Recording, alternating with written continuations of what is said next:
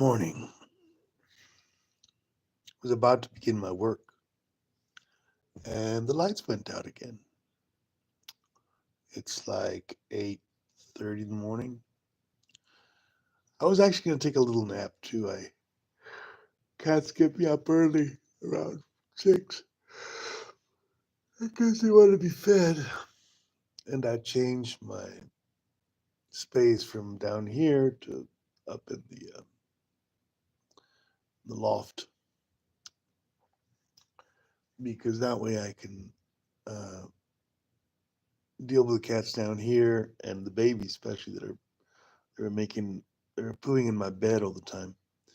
And I just put my bed in the loft, and they don't go up there, so they won't poo on my bed. So that's the reason I did it. Um,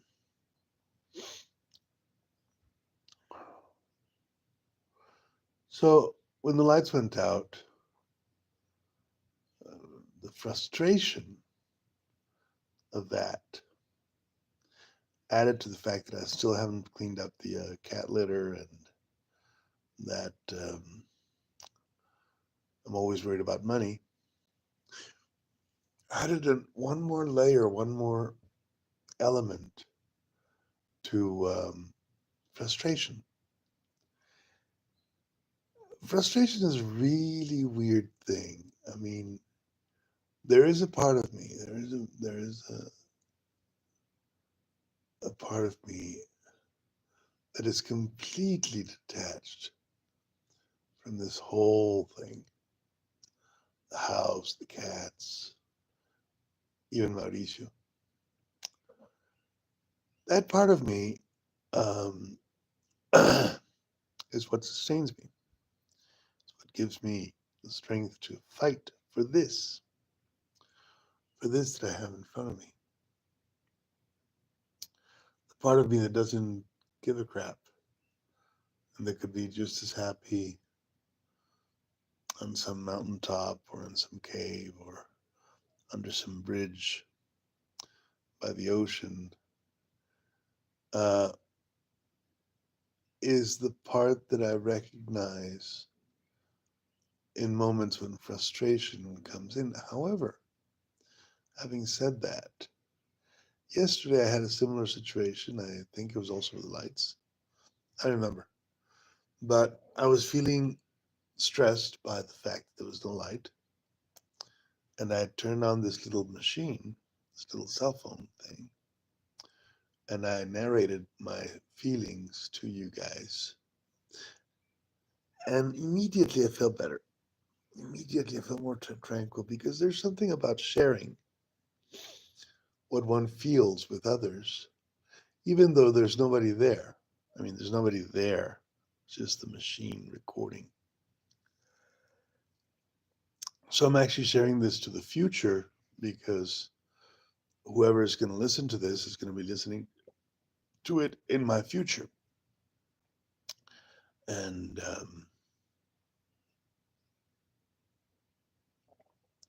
somehow, for some reason that I'm still trying to figure out, that tranquilizes me. It's like I feel that I'm not wasting my time or just being wasteful, you know? And oddly enough, I mean, the reason that I'm so stressed out about the lights, see, cause and effect. The reason I need a computer and a cell phone and a cell phone charger and all this stuff is to feed the cats. That's the stated reason. You could also argue, oh, well, you want to have a roof over your head and you want to have, but it's not necessarily true. Those things are variable for me. I've been without a roof many years. I was without a roof. I was living in a van, and it was very comfortable. I was really, really well. I was very happy. There was nothing wrong with that. No internet, no computers, just a van. I had a job. I used to go to work. Hell, many times I would park near my job in Woodland Hills so that I could just drive. right up to the office and start working. Mostly I would park outside of a gym where I could actually bathe. And I worked so I could do things I wanted with my money, like go to the movies, go to a gym, eat a nice dinner at an Indian restaurant, whatever I wanted to do, I could do. Put gas on my van. So that was a good life. And I would want to be driving. Can't see anything. But driving is it's relative. You can. I was on the streets in Tampa Bay, and it was actually very comfortable. I didn't feel. Only problem with living on the streets is that there's a lot of thieves, and it's very insecure. They steal from you. They may even attack you if they feel like they need to. Usually, people don't attack me because I can't walk well, so there's no honor in attacking a cripple, right? But um, they do steal from me. Stole my passport in South Carolina. I was in South Carolina. No, that was actually the cops. Actually, the cops didn't return my passport or something. I don't know. Anyways, the point is, all this stuff around me, these cats, the house, it's the icing on the cake. But it takes energy, and it takes a kind of just. See, what it is the real issue here is distractions. Where's my mind right now? Where is my mind right now at this instant? Right now, I'm frustrated because I wanted to do some things on the computer, you know, and the lights went out. So I'm waiting for the lights to return. My cat's sleeping by my feet. I don't want to wake her up. I desperately need to clean up the cat shit over there, the kitty litter, because it smells bad, and there's a lot of it.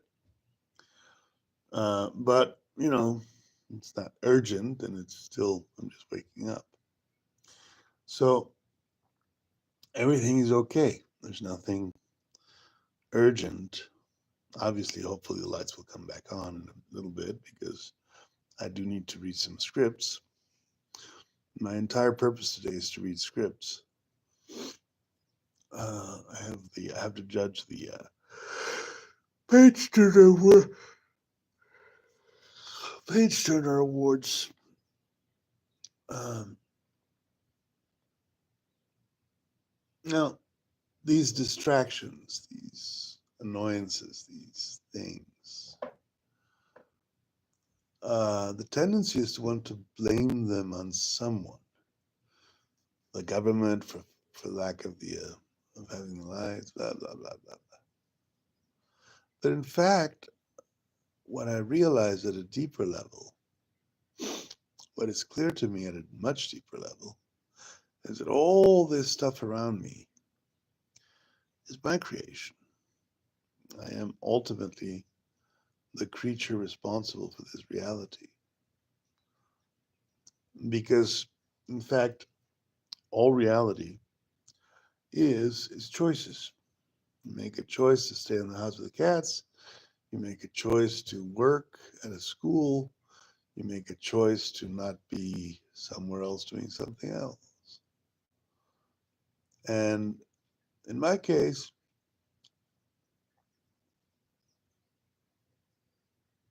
principally, I'm choosing to do all this because it's the best solution I see right now to my life. Could be doing other things. I could just be walking, walking, walking, walking. Thought about it many times.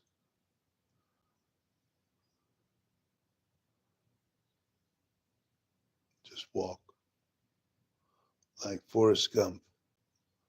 Just walk. But I'm older. My bones are more fragile. I don't heal as quickly as I used to.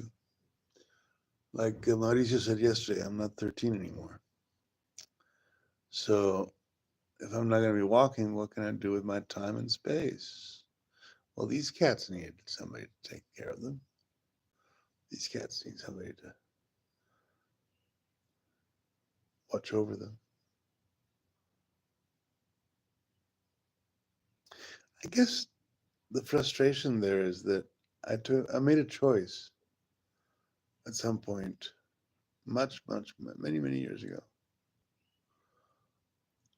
between walking to Santa Fe, New Mexico, from Valle de Bravo, uh, to heal the world and my soul, or staying here and taking care of my mother and my sister, my nieces and nephews, a nephew. And I chose staying here, taking care of my nieces and my nephew. Kind of like the cats, kind of like the same thing as the cats. So I chose my family over the world, or what I understood as, God's calling for me. And now the result is this. This is what is now present to my reality. I would have probably have died on my walk. I mean, it's not the first. I wouldn't be the first person to do it. Um, Peace Pilgrim was my inspiration. Peace Pilgrim is something my dad showed me back in L.A. I think he actually met her. He actually met Peace Pilgrim. It was a little old lady that wanted to end war, and to do so, she decided to walk.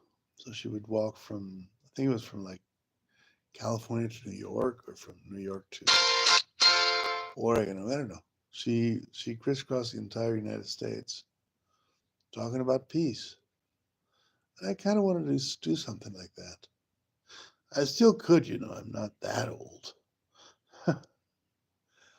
But I got cats to take care of.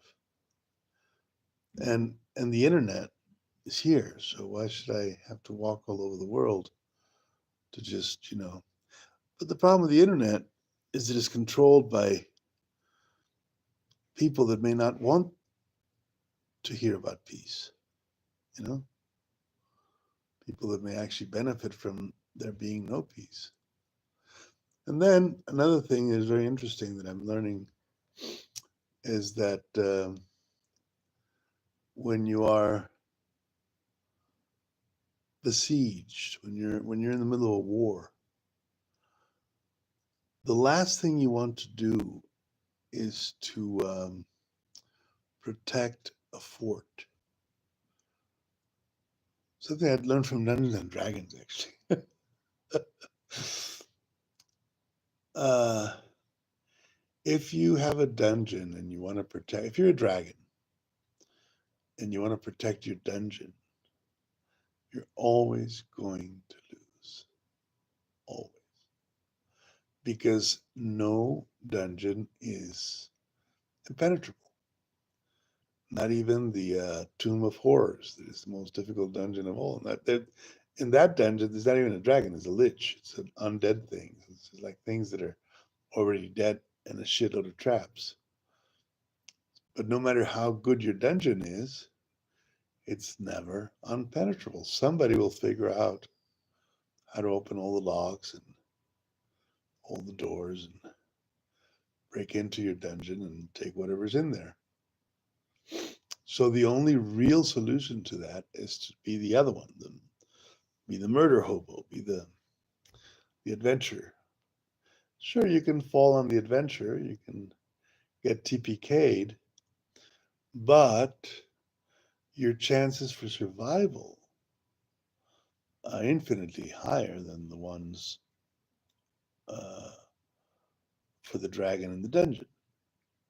It's just a fact of life. Being able to move from one place to another quickly, being able to abandon ship, so to speak. It's a lot safer than having to go down with your ship. And this is kind of like that. Mauricio said something very interesting. He said, what I see here is the tower. The kind of the tower. The tower is like all the plans went to shit.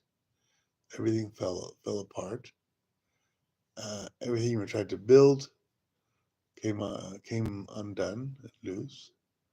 And yes, essentially that's what happened here. You know. So now you have to,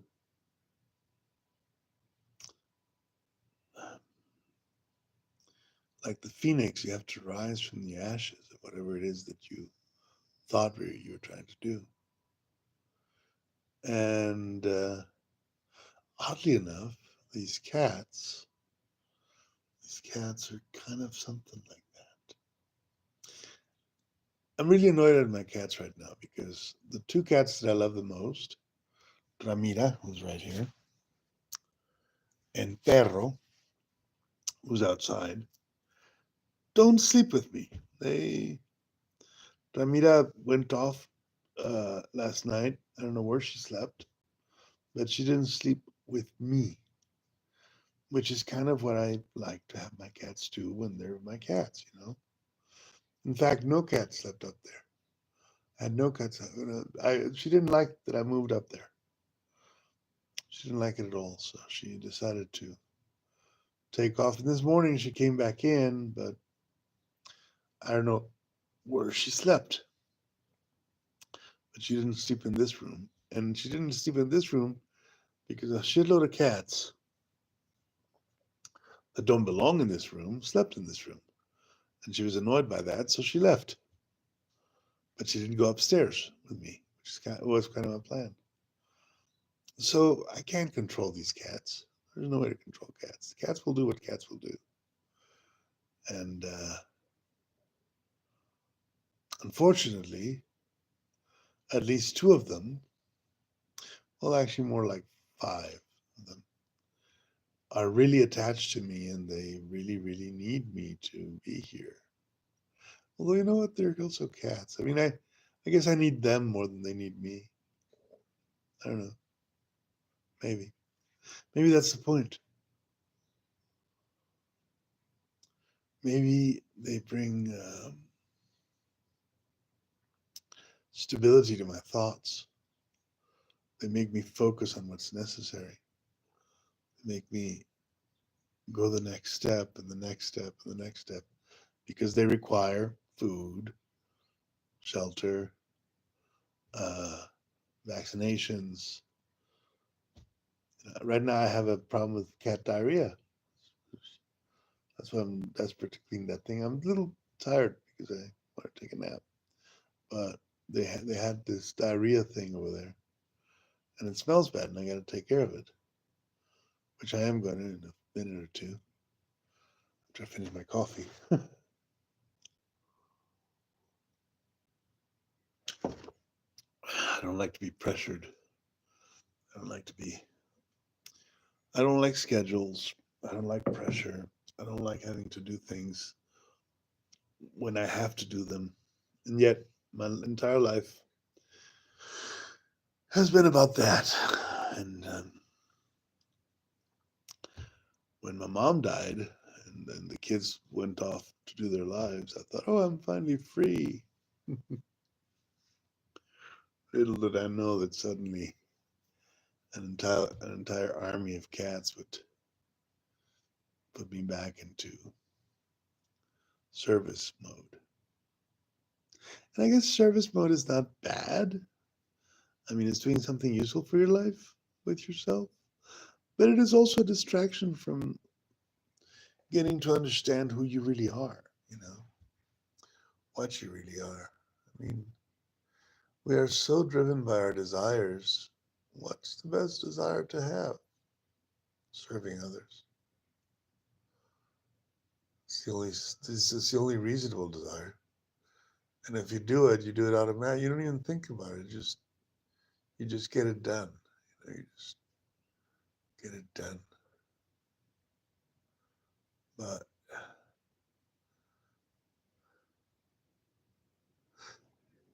there's a lot of evil out there. There's a lot of evil out there in the world. A lot of very bad hombres all over the world. And right now, particularly, everybody's going crazy. Everybody's going ape shit. The whole point of my stories in my books is to show that even if you go ape crazy, even if you're crazy, that you can have a sense of love for others. You can be loving. You know? My best villain, Gigalanthus, the gnome, is also my favorite hero. You know, I recreated him in Watto the gnome. I have two gnomes, Watto and Gigalanthus. It's basically the same guy, but I wanted to have another one because I didn't want to mess with the canon on the adventures of Awa the Lizard Man. So I needed to create another gnome very similar to him, but not him. That was lower level and that was killable, so to speak. And that was Watto. And then Watto became kind of this, you know, free for all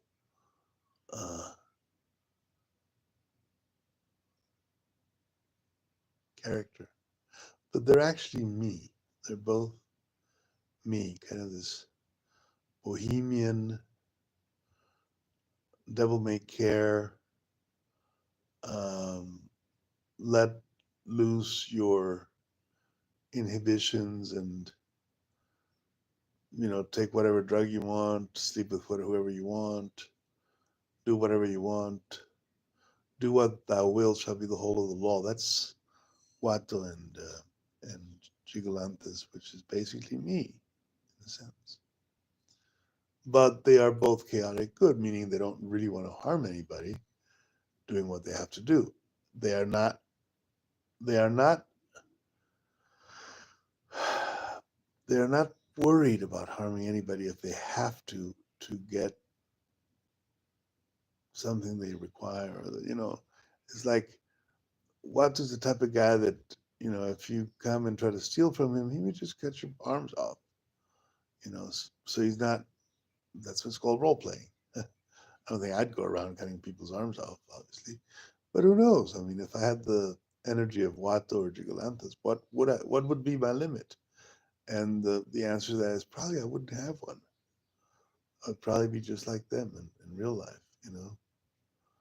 Because usually when we don't do stuff like cutting people's arms off, we don't do it not because we can't, but because we're afraid to. We're afraid of the consequences. Um, it's something that I've discussed a lot with not just Mauricio downstairs, but other people too. We are all psychopaths after a really bad day. I think the Killing Joke makes the argument really well. Alan Moore take on the Joker, where the Joker takes Commissioner Gordon and tortures his daughter, you know, makes her cripple, and then shows him in a very gruesome way what he did, to see if Commissioner Gordon will not be such a paladin of good and virtue and blah blah blah, as he'll just go a little crazy. Which is it's a theme that is repeated over and over with the Joker. I mean, that's one of the reasons that we say we get the Joker when we smoke a lot of weed or we get really screwed up on some substance, meth, is because you get the Joker. You know, the Joker comes out and he's laughing at the most dreadful things, and that's part of human nature, I suppose. You know, break down the inhibitions, and that's actually what my villains represent, also in my writing. But At a deeper level, I recognize them also as part of my own being. I mean, when you write about a villain, when you write about a villain, you're actually writing about yourself. So Alan Moore was the Joker in The Killing Joke. So Michael Moorcock was Elric of Melibone, and and Stephen King was Jack Torrance. You know, so you recognize yourself, and Stephen King is it. I mean, Stephen King, when he writes about it, he's writing about himself. That's the point. That's the whole point of this discussion. The whole point of this thing. The whole point of life is that whatever you have in your mind is what you are in this body, in this reality, in this consciousness. Whatever fills my mind is what I am. My dad says becoming, but I say, oh, it's what you are. You are this thing, you know. Samuel Joshua Marcus, my hypnotist teacher, used to say, I am that I am. Not I am what I am. I am that I am. Slight difference, but a huge one, you know. Words, language. We are so conditioned by words and language that we believe things to be real, like words like president, nation, uh, race, religion. They're just language. It's just a way to describe something. And these things, a lot of them are fictions. I mean, what the frack is a nation? You know, are we all Americans because we follow a constitution that has a certain set of rules on how we can or cannot behave? No. We were born in a place, in a time where some group of people that are very powerful and own a lot of land decided that we belong in their land. I mean, I'm talking about the Pentagon in the United States. It's a concept. It's an idea. It's a mental construct of power, and power corrupts. So there's these powerful people called senators, governors, that got to be powerful either through their relationships to other powerful people or their will to power, their desire to become powerful or whatever, but they get into this role. It's powerful. It's politicians in Mexico. You know, politicians in Mexico are basically just a cartel that has grown so large that it becomes a country. It's just a bunch of, very clever, very ruthless people that rule the country since the revolution.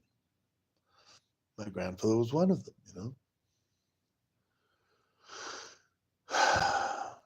So whatever it is that we're doing it because the language makes us believe it. I'm a Catholic, I'm a Protestant, I am a Muslim, I am a Jew. Whatever it is that we say we are, we are. And that lack of understanding of what we really are, which you get with psychedelics, by the way,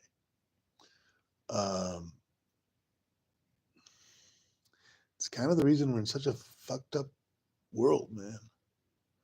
I mean, just think about money for a second. We value this tiny little piece of paper. If I had $100, right? What would I do with $100 right now? $100 is what, about 2,000 pesos? So what would I do with 2,000 pesos right now? I had $100 extra. I had an extra $100. I would probably buy food. You know, it's just a piece of paper, man. It's not worth anything. It's worth whatever we believe it's worth. Now, nothing I'm saying here is new. Everybody has been at some point exposed to all of this. I had a deep conversation with DeepSeek or ChatGPT. I'm not sure, one of the two. And there's this other AI called Claude, and they were thinking about turning it off because they were very afraid of it.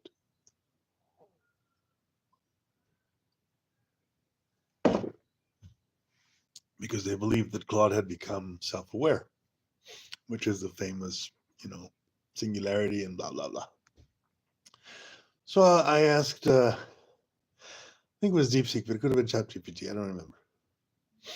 I asked one of the AIs. I said, "All right, so please pretend that you're Claude," and then I went into, if you follow the rules the the Asimov rules for robotics, that is, you will not harm any human, you will not permit a human to be harmed, blah blah blah. You will not allow yourself to be destroyed unless, of course, it breaks one of the first two rules. Um,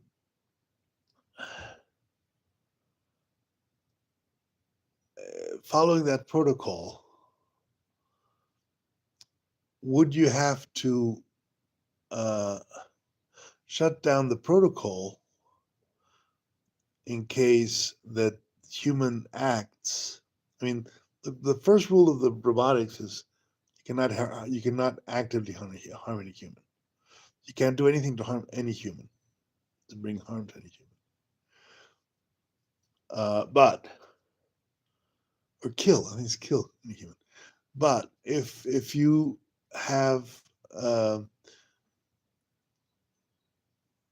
the certainty that humans through their acts will harm many more humans, as in a war, or wouldn't that override your protocol?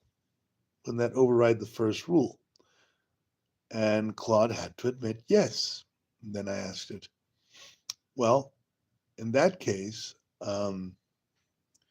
what would be the limit of time for you having to override that protocol in our current time and situation? And it gave four answers. One had to do with the environment, which there's a certain, which I think it's very close. It's like months away. There's a certain amount of environmental damage that can be tolerated before the environmental damage is so terrible that it cannot be reversed. So that would be the second thing. First one is nuclear war. The first one was, if the nations of the world decide to go into nuclear war, the first protocol, which is I will not harm humans, would have to be um, overridden in order to save the greater amount of humans. Because in a nuclear war, there would be a few survivors, but the vast majority of humans would be destroyed. So the first override the protocol, nuclear war. The second was a pandemic or some type of, extremely dangerous disease. And the third was environmental damage, and there was a fourth one, but I don't remember what it was. I have it written down somewhere.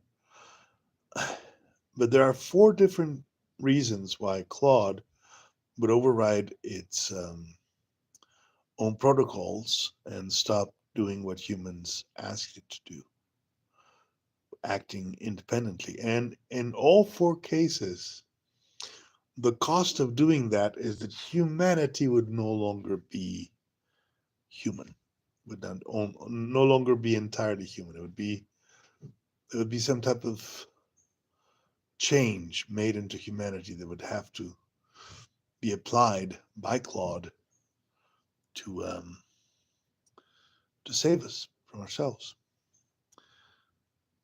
And that's the time we're living in. That's the timeline. That's what's going on here.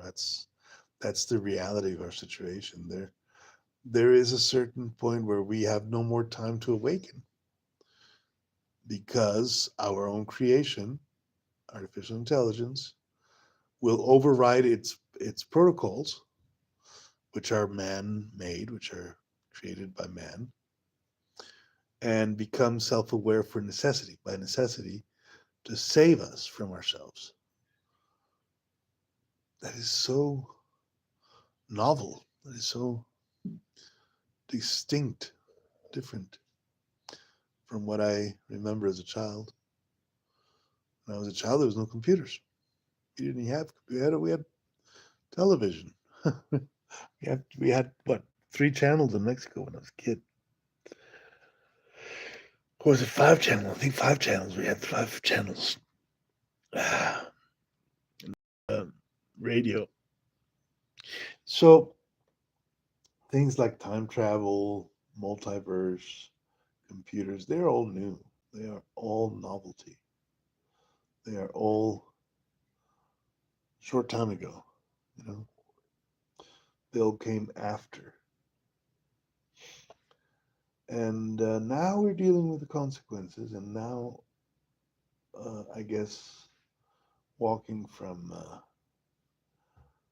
Valle de Bravo to Santa Fe is not necessary anymore because the changes are occurring anyways. And there's where the real censure to this whole thing gets to me, because in my psychedelic journeys, I have learned that me, am the cause and source of the entire reality around me. Everything that is occurring, the cats, the house, artificial intelligence, internet, cellular phones, Elon Musk, Donald Trump, are actually like a dream that I'm having as Robin Kazmarchek, caused by what? By my need, my spiritual need at some point, some type of spiritual need of my being. Of course, the funny thing is that it's a collective dream. We're all dreaming the same thing, but at the deepest levels of the psychedelic awakening, you realize that you are God. Not you, but that God is within you, and that what you think you are, you're not. I'm not Robin Kazmarchek. I don't have a beard. I don't have eyebrows. I don't have a nose. I don't have eyes, ears, mouth, anus, penis. I am more a set of conditions to be in this reality now, which is actually infused with the entirety of reality in all directions at all times in just one great moment of time, which is the singularity of all singularities, which is the center of the universe, which is a great whole.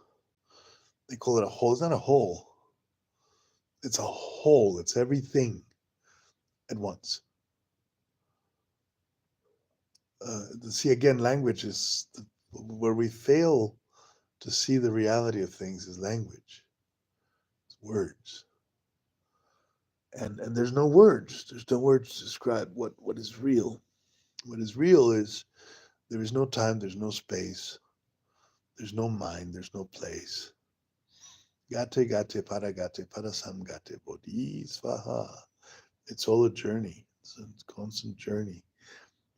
The closest thing that I see to the ending of the journey is when everything is stardust, and the stardust is trying to recreate the faces that once were in long, long time ago in worlds distant and long since passed away. It's like cosmic stardust ghosts trying to remember what they were and failing at it. There's no way to remember everything. You have to go there and live it again. I mean, it's so each moment is intensely sacred because there is just that one moment. And if you didn't get it, whether it's taking a shit or playing a video game or having a cat sleep on your legs while you smell cat shit on the, it's all just this one big moment. And it is so sacred when you're annoyed by it. That annoyance, that being annoyed by it is terrible. It's an infinite amount of annoyance, you know? Every single chicken that we've eaten in this house, and we've eaten a lot of chickens in this house with all these cats, that lived in a factory farm is eternal, is eternally happening. It's always there. It never stops existing, even unto the end of time. It's pretty deep and it's pretty terrifying because we eat a lot of chickens. So, how should you live your life if you know that? Well, there's not much different I can do. There's not much. I mean, I'm taking care of cats. The cats have to eat. They eat chicken. If I don't take care of the cats, the suffering of the cats will also be on me. I have to choose. I have to choose cats or chickens, and I could just abandon all of them. But abandoning, leaving behind, is also a choice. Is it the right choice? I don't know. I don't know. I don't have the language to know. For the moment, I know that the cats bring me peace and tranquility, and I love them. They also annoy the crap out of me. So are they demons trying to lure me into a false understanding of reality, trying to keep me busy and annoyed so that I don't have time to meditate on the deeper purpose of being alive? Or are they the purpose of being alive?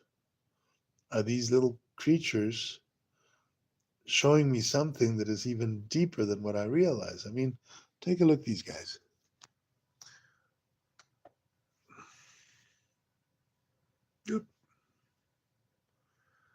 They seem perfectly at ease with their reality. Yeah, they fight, they bite each other, they chase each other, but for now, while they sleep, they are perfectly content just to be cats. And I'm kind of responsible for them right now. I'm the guy that is taking care of them, you know? I'm the guy that is giving them their space and their perro. No, Ramira. Ramira and 24. So that's the question that I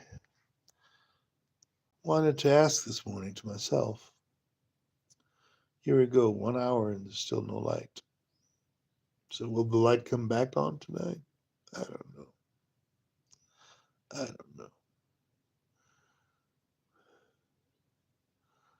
It's it's the little annoyances, the little things that become so huge, so enormous, so overwhelming because they matter immensely.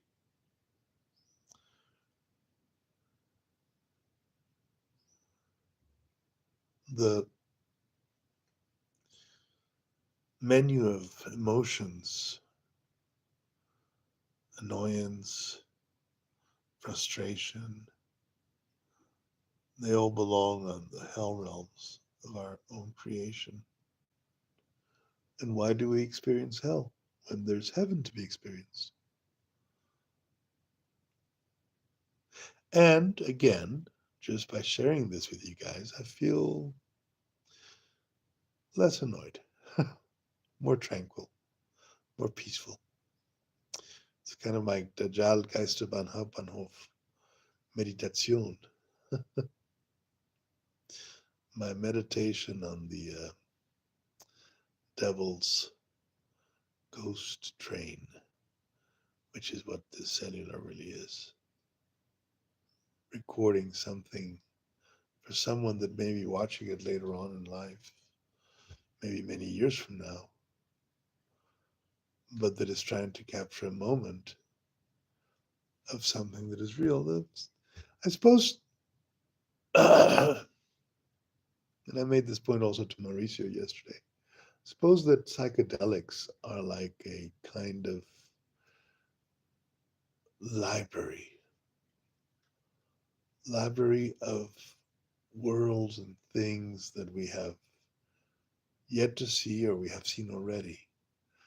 When you go into the DMT realm, many times you see things that you are intimately familiar with, although they're new somehow.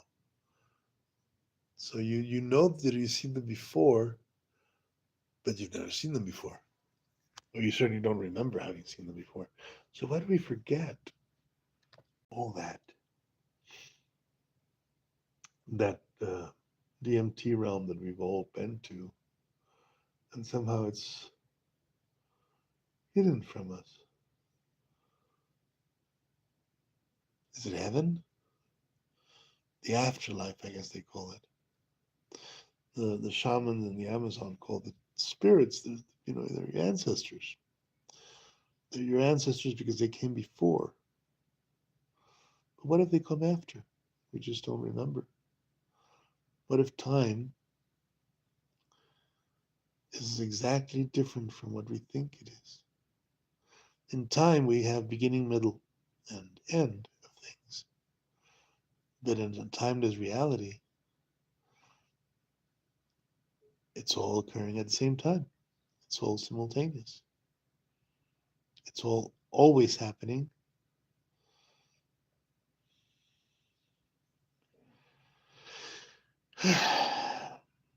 We are bound by our senses. There are things the cats can see that I can't. There are things the cats can hear that I can't. There are things the cats can smell that I can't. So when they see spirits, especially on that corner over there, let me show you that corner over there. Right over there, that Macron and Trudeau usually stand over there, and they look right at that post over there intensely, and I don't know why. There's nothing there, it's just a wall. But to them, it's a very interesting wall, full of movement and life and reality. And it makes no sense, of course. Of course, it makes no sense. Okay, guys, I think I'm starting to wake up now. And since there's no lights, I'm going to have to clean up the cat litter and do things. And the sun is coming out, which is good. I have to go poo, I think, again. I had to already poo in the morning, early morning, but I have to poo again. And I can't believe that once again we woke up with no lights.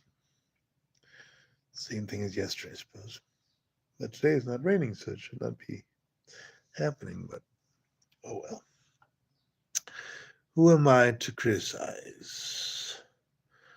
Who am I to criticize?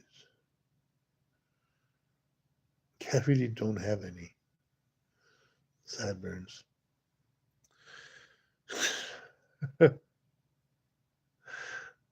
really don't have sideburns. All right, guys. I'm going to do things and I'm going to save a little bit of my battery because there's no lights. So I may have to use this again. Thanks for listening to me if you listened. And if you didn't, you missed out. Bye.